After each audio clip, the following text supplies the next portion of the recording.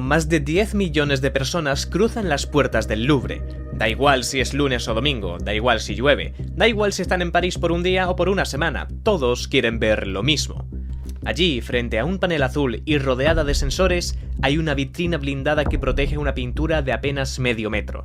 Una mujer sentada, con la mirada fija y una sonrisa que nadie termina de entender. La llaman la Mona Lisa, la Gioconda, y no hay otra obra de arte en el mundo que atraiga a tanta gente. Pero, ¿por qué? No es el cuadro más grande del museo, no es el más colorido, ni siquiera el más antiguo. Y sin embargo, es el más conocido del mundo. ¿Qué la hace tan especial? ¿Qué secretos esconde? ¿Y cómo llegó a convertirse en el cuadro más famoso de la historia? Este es el misterio de la Mona Lisa. Florencia vive su mejor momento. Es 1503. Las calles están llenas de riqueza. Negociantes, banqueros, artistas. La familia Medici controla casi todo desde la sombra. Y el arte en esa época se convierte en símbolo de estatus. En medio de ese mundo, Leonardo da Vinci acepta un encargo. El cliente es Francesco del Giocondo, un mercader de telas acomodado. Quiere que pinten a su esposa, Lisa Gherardini. Tiene 24 años. Parece otro retrato familiar más para colgar en casa, pero Leonardo no lo trata como un trabajo normal. Él no es una persona cualquiera. Es pintor, ingeniero, científico, escultor, arquitecto y teórico. Tiene conocimientos en prácticamente todo: pintura, cartografía, astronomía, anatomía e incluso paleontología. Diseñó tanques blindados, máquinas voladoras, incluso algo parecido a un coche autónomo. Y tampoco pinta como los demás. Él difumina los bordes, mezcla figura y fondo, crea atmósferas. Y en la Mona Lisa lo hace todo a otro nivel. Aplica una técnica llamada sfumato. Consiste en superponer capas finísimas de óleo diluido, decenas de capas. El resultado es un efecto impresionante. Los contornos desaparecen, las sombras se funden y la piel parece respirar. Algunos la ven feliz, otros triste. Es como si el cuadro se adaptara al estado de ánimo de quien lo mira. Eso no es casualidad. Para perfeccionar ese efecto, Leonardo dedicó una enorme cantidad de tiempo. Pasó muchas noches en un hospital de Florencia estudiando cuerpos humanos para entender cómo funcionaban los músculos, los nervios, y cómo trabajaban juntos para formar una sonrisa. También analizó animales, especialmente caballos. Comparaba sus expresiones con las humanas, pero su obsesión no terminó ahí. Después de eso, investigó la óptica. Descubrió que los rayos de luz no se concentran en un solo punto del ojo, sino que se distribuyen. El centro de la retina, conocido como la fóvea, nos permite ver los detalles con mayor precisión. En cambio, el resto capta mejor las sombras menos definidas. Si miras la sonrisa de cerca, verás que la línea de los labios es casi recta. Por eso, cuando la miras directamente, parece que no está sonriendo. Pero gracias a las sombras creadas con el sfumato, la visión periférica interpreta esas sombras como una sonrisa. Y para la Florencia de 1500, eso es una revolución. Nadie ha visto algo así antes, un retrato que parece vivo, que cambia, que juega con quien lo mira. Pero si Leonardo da Vinci era italiano y la Mona Lisa también lo era, ¿por qué el cuadro está hoy en Francia? En 1516, Leonardo da Vinci abandona Italia con casi 64 años. Ha pasado la mayor parte de su vida en Florencia, Milán y Roma, pero ahora acepta una nueva oferta. El joven rey Francisco I de Francia lo quiere en su corte, y pasa a vivir en el castillo de Clos-Lucé. Le ofrecen un salario generoso, sirvientes y libertad total para crear. El rey lo admira, no solo como artista, también como pensador, como genio. Eso era algo casi impensable en su época. Esa libertad absoluta en la manera de trabajar es algo que lo hace único. En aquellos años, los artistas eran vistos como artesanos, dependían de quienes les pagaban y tenían que adaptarse a lo que les pedían. Pero cuando Leonardo llega a Francia, su fama ya es enorme. En Italia se habla de él desde hace décadas. Es el pintor de La Última Cena, el creador de Máquinas Imposibles, el que llena miles de páginas con estudios sobre luz, agua, vuelo, armas, arquitectura. Se convierte en algo distinto. Lo mantienen para que piense, para que investigue, para que sea Leonardo. En su equipaje lleva algunos manuscritos, unos cuantos inventos y el retrato de Lisa. Francisco I queda fascinado. No ha visto nada parecido. Ese rostro, esa expresión, esa sensación de que la figura respira. Leonardo la cuelga en su estudio y la sigue retocando. No quiere dejarla ir. La Mona Lisa se convierte en su última gran obra, la última con la que trabaja con calma, la última que le acompaña hasta el final. En 1519, Leonardo muere, y el cuadro cambia de manos. El propio rey Francisco I lo compra para la colección real. Paga 4.000 escudos de oro, unos 2 millones de dólares actuales. Desde ese momento, la Mona Lisa ya no es de Leonardo, es de Francia. Pero mientras la obra empieza su vida como tesoro real, aparece otra pregunta, tal vez la más importante. ¿Quién se esconde realmente detrás de ese cuadro? Lisa Gherardini nace en el año 1479 en Florencia, hija de una familia con dinero. Se casa muy joven con Francesco del Giocondo, un mercader florentino. Para cuando Leonardo empieza el retrato, ella tiene 24 años y al menos 2 hijos. Se llama Lisa, pero en italiano antiguo, Mona se usaba para decir señora, así que el nombre del cuadro significa literalmente señora Lisa. Y también recibe otro nombre, la Gioconda, una mezcla de su apellido de casada, Giocondo, y la palabra italiana Gioconda, que también significa alegre. Durante siglos, nadie pudo probar que esa mujer era Lisa Gherardini, hasta que en 2005 aparece una prueba. En una biblioteca de la Universidad de Heidelberg, en Alemania, se encuentra una nota escrita de 1503. El autor es Agostino Vespucci, un funcionario florentino que vivió en la misma época que Leonardo.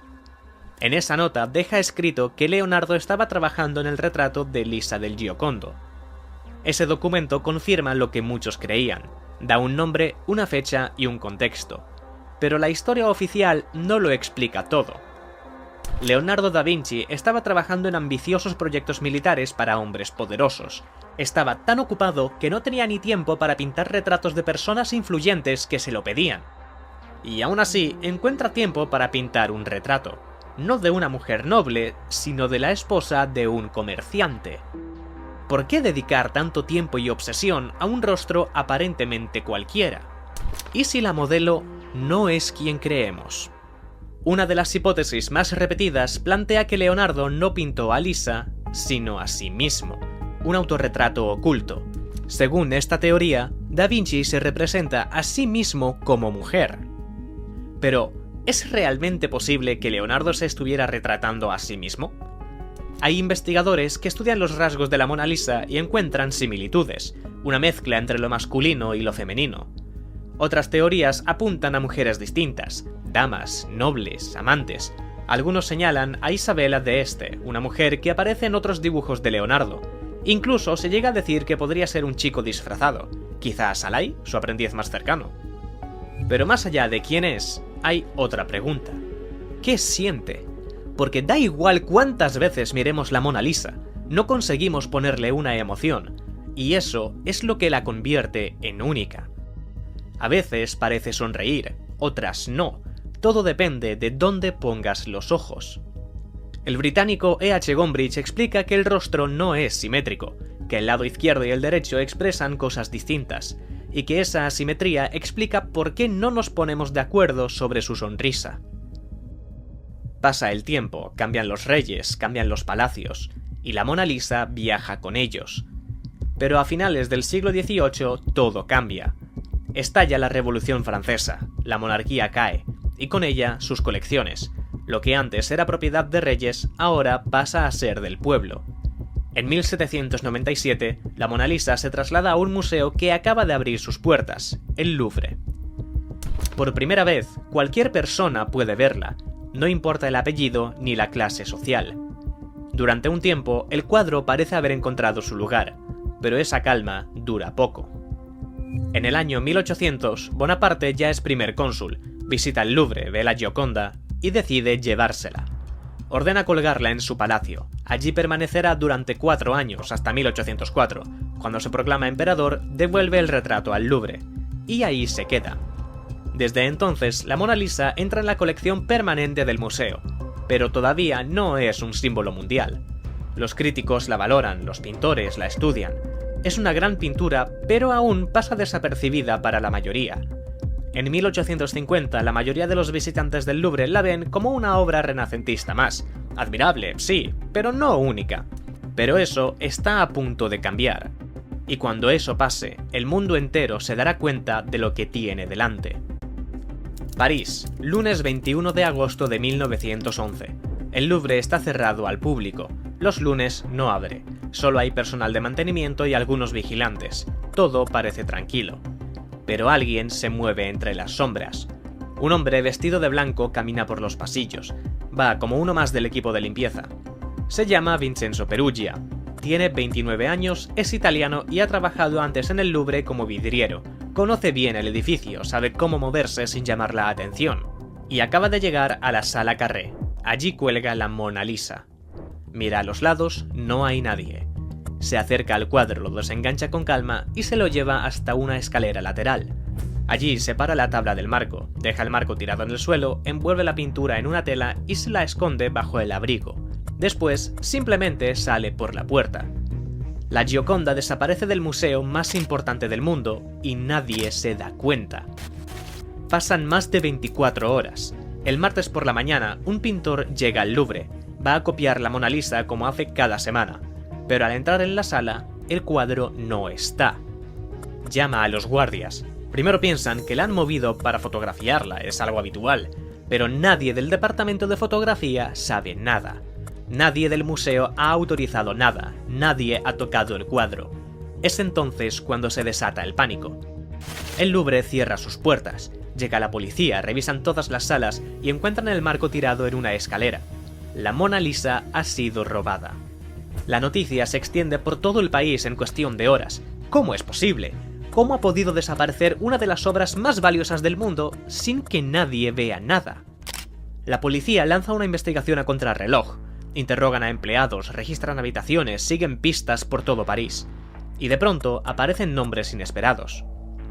Detienen a Guillaume Apollinaire, un poeta vanguardista, provocador, famoso por declarar que habría que quemar los museos.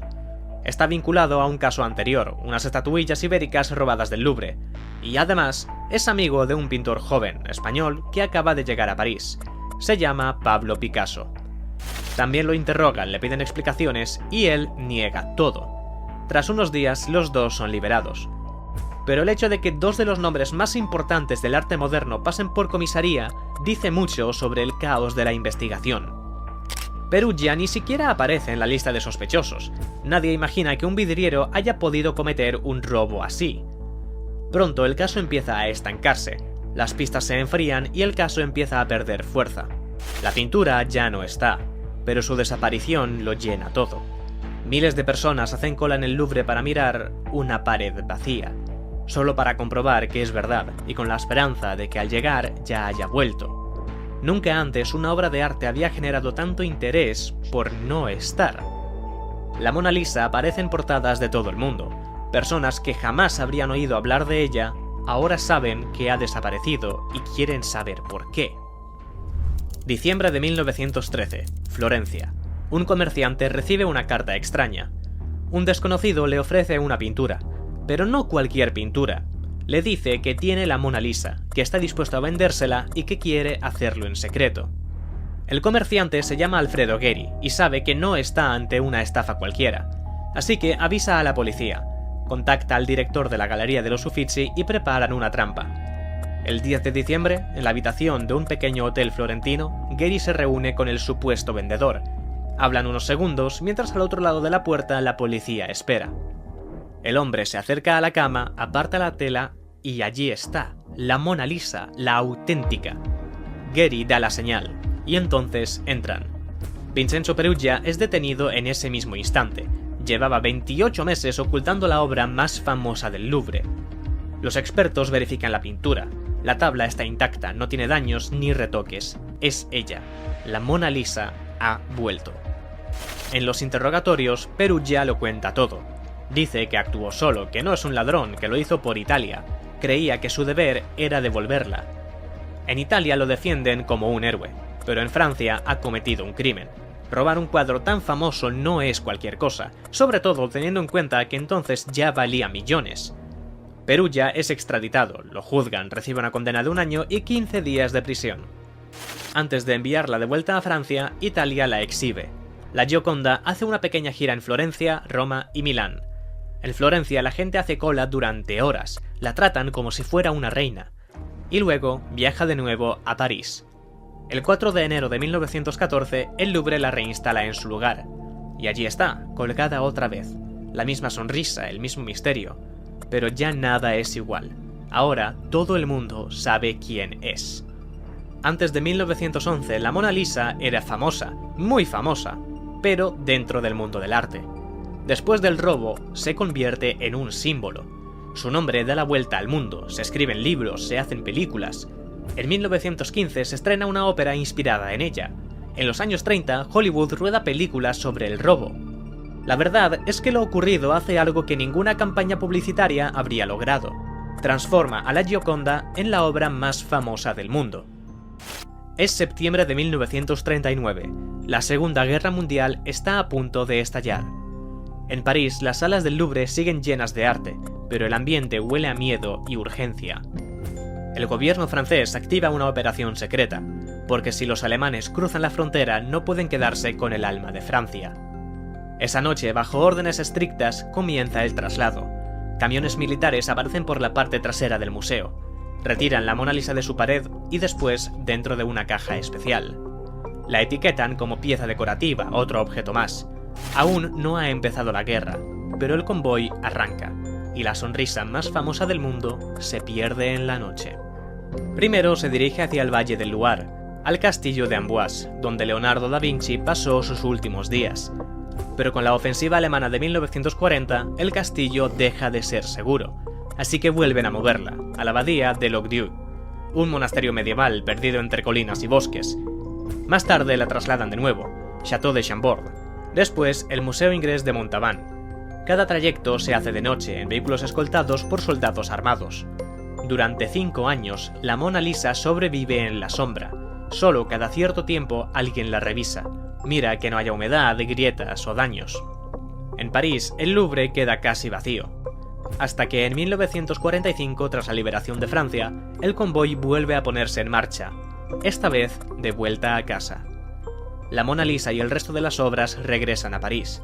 Las salas vuelven a llenarse. El cuadro ha sobrevivido a una guerra mundial, y eso la convierte en algo más que arte, la convierte en historia. En 1962, el gobierno francés la asegura por 100 millones de dólares, lo que hoy serían más de 1.000 millones, el objeto más valioso jamás asegurado. Corre el año 1963. Jacqueline Kennedy quiere llevar la Gioconda a Estados Unidos, no para siempre, solo una gira. Y contra todo pronóstico, contra la opinión de los expertos, el presidente de Francia acepta. La pintura es delicada, pero el gesto pesa más que el riesgo. La Mona Lisa viaja en el transatlántico SS France, en una caja blindada, custodiada día y noche por personal militar armado. Cuando llega, primero se exhibe en la Galería Nacional de Washington, después en el Metropolitan Museum de Nueva York. Se calcula que 1,7 millones de personas hacen cola solo para verla unos segundos. La gira termina siendo un éxito absoluto. 11 años después, vuelve a hacer las maletas. Esta vez, el destino es Tokio y Moscú. Pero tras el tour, Francia toma una decisión. La Mona Lisa no viajará más. Los expertos son claros. No es una cuestión de política, es ciencia.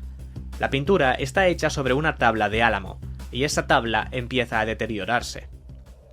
Toda esa fama tuvo un precio, y en el caso de la Mona Lisa, ese precio fueron los ataques.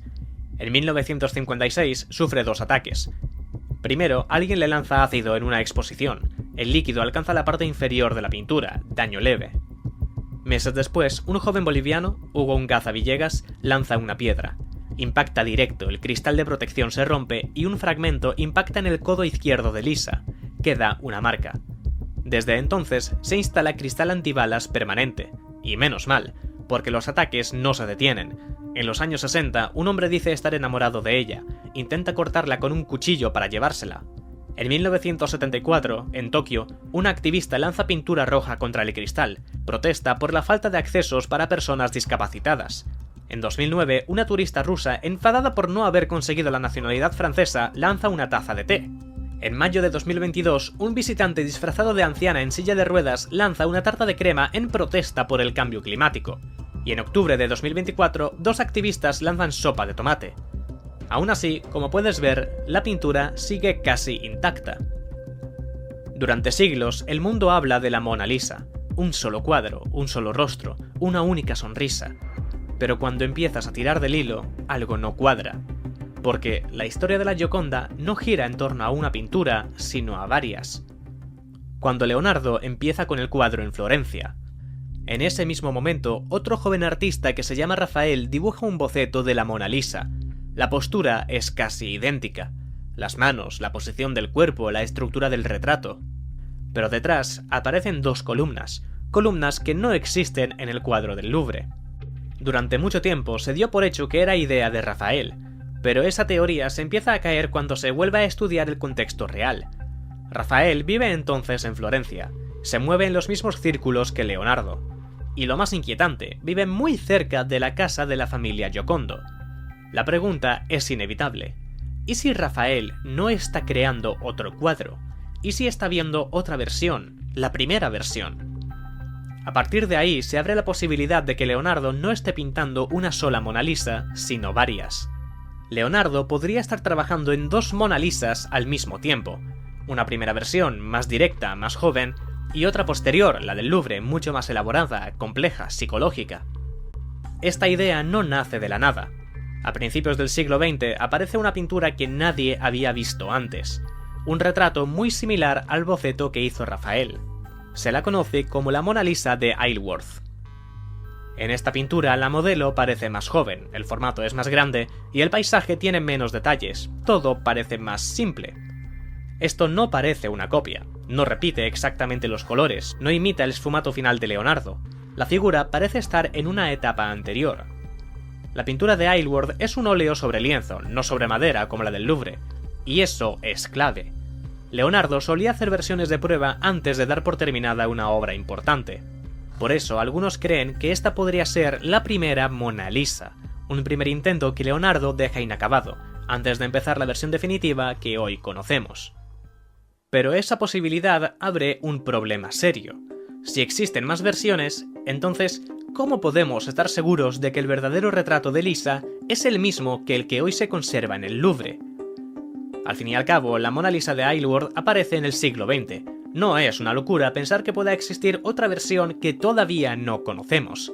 Y hay algo más que llama la atención. En las primeras versiones, la Mona Lisa tenía cejas y pestañas. Hoy no están. ¿Qué ha ocurrido para que hoy ya no podamos verlas? En realidad, siempre las tuvo, pero eran tan sutiles que el paso del tiempo las borró. Vasari ya lo decía en 1550, hablaba de unas cejas extremadamente finas. Detrás de la figura hay un paisaje, montañas, caminos, un río, un puente, pero el lado derecho y el izquierdo no coinciden, no se conectan, no forman un conjunto. Es como si fueran dos mundos distintos. Incluso el horizonte está desalineado, el agua en un lado está más alta que en el otro. Pero, ¿por qué lo hace? Leonardo quiere que el fondo no sea real, que parezca real, pero no lo sea. En 2011, un historiador italiano propone que el puente detrás del hombro derecho es el Ponte Gobbo. Leonardo lo menciona en sus cuadernos, un puente medieval que encaja con el que se ve en la pintura. Tal vez el fondo no es inventado del todo. Tal vez Leonardo mezcla paisajes reales con escenarios ideales, lugares que conoció con lugares que imaginó. Otros creen ver el Valle del Arno, o el lago de Como. Sea como sea, nadie se pone de acuerdo. Pero quizá estamos mirando donde no es, porque el verdadero misterio de la Mona Lisa no está detrás de ella, sino frente a nosotros. Todo empieza aquí. No hace falta historia, robos ni escándalos. Solo con mirarla ya se entiende por qué la Mona Lisa es distinta a cualquier otra pintura. Leonardo da Vinci crea algo que nadie había hecho antes, una presencia. El sfumato, la atmósfera, la luz que no proviene de ningún punto exacto.